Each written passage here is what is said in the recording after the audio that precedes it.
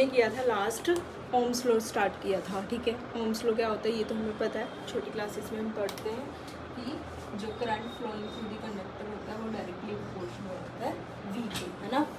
और अगर प्रोपोर्शनैलिटी का साइन हटाएं तो एक कांस्टेंट आता है जिसको हम R बोलते हैं।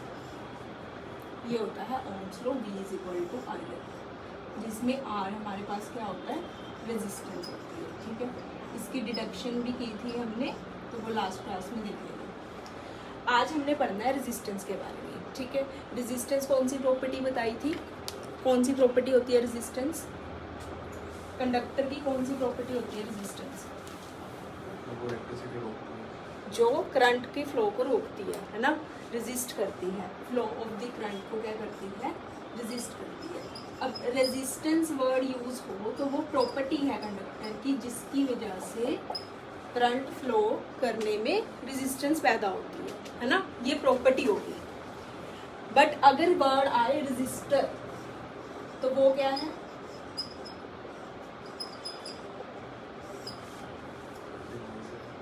डिवाइस है। रेजिस्टर वो डिवाइस है जिसको लगाने से क्या होता है, करंट फ्लो कर नहीं कर पाता, ठीक है, मतलब वो खाता है करंट को। और इसका सिंबल क्या होता है, ऐसे, ये सिंबल होता है सर्किट के अंदर, ठीक है। तो हमने वैसे ही पढ़ना है जैसे हमने कैपेसिटर के लिए पढ़ा था कि रेजिस्टर सीरीज में लगे हों तब कैसे ऐड करने हैं, पैरेलल में लगे हों तो कैसे ऐड करने हैं। आर का फॉर्मूला क्या बन जाएगा हमारे पास, V/R, ठीक है। रेशो है ये किसकी, पोटेंशियल डिफरेंस की और करंट की। यूनिट क्या होगी इसकी, एम्पियर तो करंट की होती है, ओम, ठीक है। और यूनिट का सिंबल कैसा होता है, ऐसा, ठीक है। और उसके बाद डायमेंशन निकालेंगे, पोटेंशियल है, नीचे करंट है, पोटेंशियल की डायमेंशन ER से निकाल लो, V इज इक्वल टू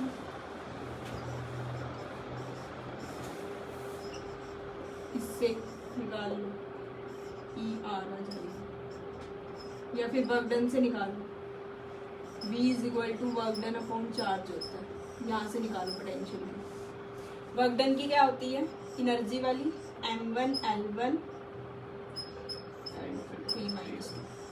है ना, 122 होती है वर्क डन की। और चार्ज की कैसे आती है, एम्पियर, और साथ में T 80 आती है ना, I इज इक्वल टू, तो चार्ज की IT बनेगी, I की क्या है, एम्पियर टाइम, तो ये तो मेरे पास V की होगी। और करंट की क्या बनेगी, एम्पियर, तो क्या बना, कंबाइन करेंगे M1 L2 T, ये 1 है, ये ऊपर गया तो -1 -3 और A -2, ये आ गया हमारे पास डायमेंशन किसके लिए, रेजिस्टेंस के लिए। आगे रीजन बता सकते हो रेजिस्टेंस क्यों आती है, अगर कोई भी कंडक्टर है उसके अंदर रेजिस्टेंस क्यों पैदा हो रही है, किस वजह से, क्यों करंट नहीं फ्लो कर पाता, रिपल्शन किसके बीच में,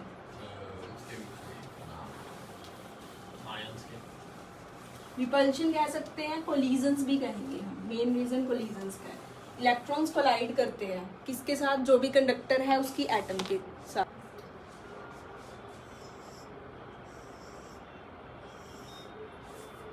होता क्या है एक्चुअल में कि हमारे पास ये कंडक्टर है, जैसे ही मैं इसके अंदर फ्री इलेक्ट्रॉन्स ऐसे रैंडम पड़े होंगे, ठीक है। जैसे ही मैं इसको किसी सेल से कनेक्ट करती हूँ तो क्या होता है, ये इलेक्ट्रॉन्स पॉजिटिव टर्मिनल वाली साइड को ड्रिफ्ट होना शुरू हो जाते हैं, और जिस वेलोसिटी से ये ड्रिफ्ट होता है उसको ड्रिफ्ट वेलोसिटी बोलते हैं, ये लास्ट क्लास में हम कर चुके हैं, ठीक है।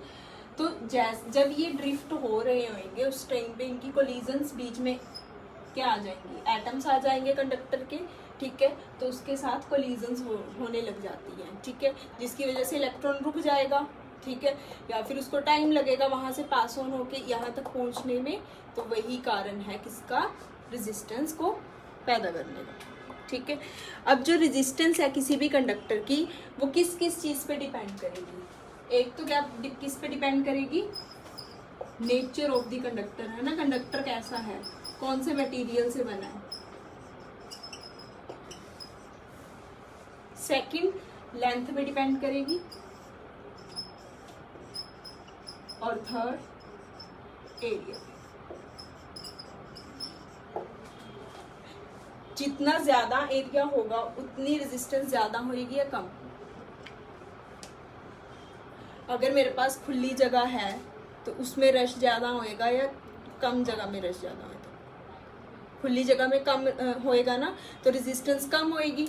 अब इसका अगर मैं इसका जो ये है इतना सा कर दूं इस कंडक्टर को, क्रॉस सेक्शनल एरिया, तो इसमें ज़्यादा रेजिस्टेंस होएगी एज कम्पेयर टू दिस। ठीक है, तो हम क्या बोलते हैं कि जो रेजिस्टेंस है वो इन्वर्सली प्रोपोर्शनल होती है एरिया की। समझ में आया? जितना ज़्यादा एरिया होएगा उतनी कम रेजिस्टेंस होएगी और ईजिली करंट फ्लो कर पाएगा। लेंथ के साथ कैसे डिपेंड करती है?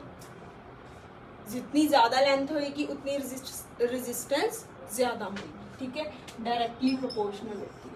जितना बड़ा कंडक्टर है उसको यहाँ इस एंड से इस एंड पे आने तक ज़्यादा टाइम लगेगा, ज़्यादा कोलिजन से वो गो थ्रू होके जाएगा। ठीक है, तो उसको ज़्यादा टाइम लगेगा, उसके लिए क्या है, रेजिस्टेंस ज़्यादा होती है। ठीक है, ये लिखना है, नीचे लिखो। अब देखो ये वाला रिलेशन भी हमने छोटी क्लासेस में किया हुआ है।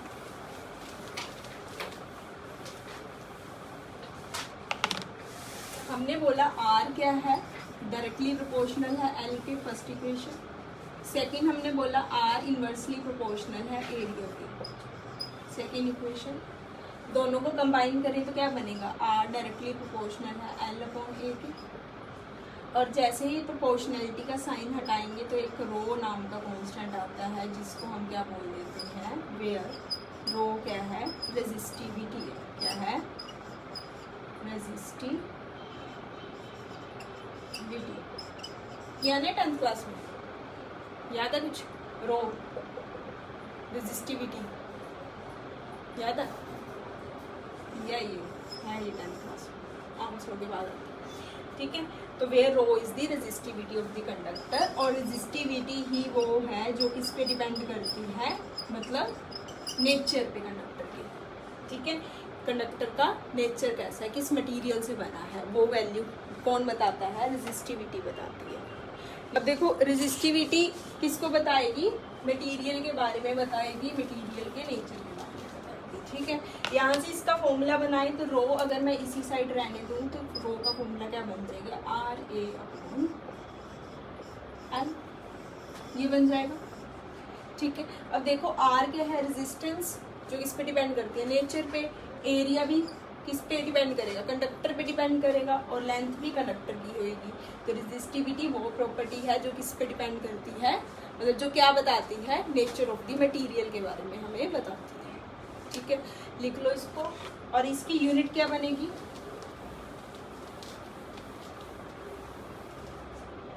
यहाँ से बनाओ यूनिट। रेजिस्टेंस की यूनिट क्या पढ़ी है हमने, रेजिस्टेंस की ओम। एरिया की क्या होगी, मीटर स्क्वायर, और लेंथ की क्या होगी, मीटर। 1 मीटर से 1 मीटर कैंसिल, तो यूनिट क्या बनती, ओम में। ठीक है, अब लास्ट क्लास में हमने रेजिस्टेंस का फॉर्मूला लिखा था इन टर्म, दूसरे टर्म्स में। बताना क्या आया था वैल्यू, आर की वैल्यू एम एल ई की टर्म्स में हमने निकाली थी ना, वो वाला फॉर्मूला बताना। एन ई स्क्वायर ए टाउ।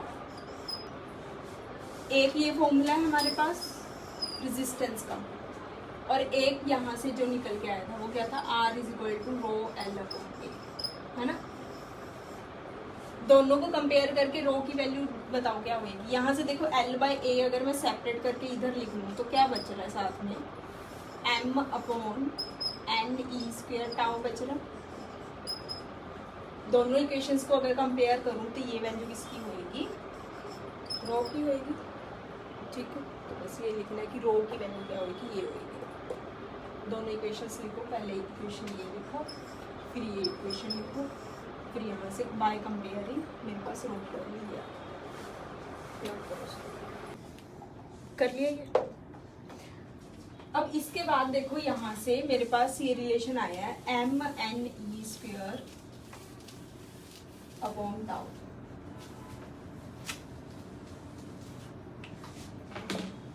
रो की वैल्यू क्या आई है m/ne² टाउ। ठीक है, यहाँ पे n क्या था, हमें याद है कुछ, किसको बोलते थे n? नंबर डेंसिटी को। ठीक है, number density of electrons. Number density का मतलब कितने नंबर ऑफ इलेक्ट्रॉन्स है पर यूनिट वॉल्यूम। ठीक है, तो हम क्या बोलेंगे कि जो रो है वो इन्वर्सली प्रोपोर्शनल है number density of the electrons के। ठीक है, दूसरी बात किसके इन्वर्सली प्रोपोर्शनल है, टाउ के। और टाउ क्या होता था, relaxation time, average relaxation time. तो इसके भी रो क्या है, इन्वर्सली प्रोपोर्शनल है। अब एवरेज रिलैक्सेशन टाइम का मतलब क्या होता था कि कितना टाइम लगा मुझे, लेट अस सपोज कि मेरे पास यहाँ से एक कोलिजन हुई। ठीक है, रिलैक्सेशन टाइम वो वाला टाइम होता है कि ये कोलिजन होगी, इसके बाद से वो वाला टाइम जब तक नेक्स्ट कोलिजन नहीं हुई, तो कोलिजन के बीच का। ठीक है, उनका जो एवरेज रिलैक्सेशन टाइम आता है, मतलब सभी इलेक्ट्रॉन्स के लिए अगर हम देखें तो उनका जो एवरेज होएगी उसको हम टाउ बोलते हैं। ठीक है, तो रो है जो रेजिस्टिविटी है वो नंबर डेंसिटी और टाउ के इन्वर्सली प्रोपोर्शनल होती है। लिख लो इसको।